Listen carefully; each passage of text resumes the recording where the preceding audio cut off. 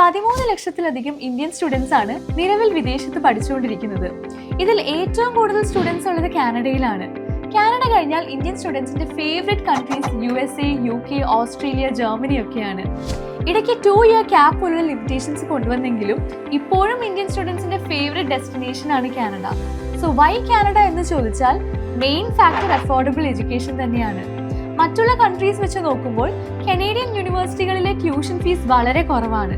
പിന്നെ സ്റ്റുഡൻസിനെ കാനഡയിലേക്ക് അട്രാക്ട് ചെയ്യുന്ന മറ്റൊരു കാര്യം മൾട്ടി കൾച്ചറൽ എൻവയൺമെന്റ് ആണ്. സ്റ്റുഡൻറ് സേഫ്റ്റി വലിയൊരു കൺസേൺ ആകുന്ന ഈ ഒരു സമയത്ത് ലോകത്തിലെ സേഫസ്റ്റ് കൺട്രീസിൽ ഒന്നായ കാനഡയിൽ ഇന്ത്യൻ സ്റ്റുഡൻസിന് ധൈര്യമായി പഠിക്കാം.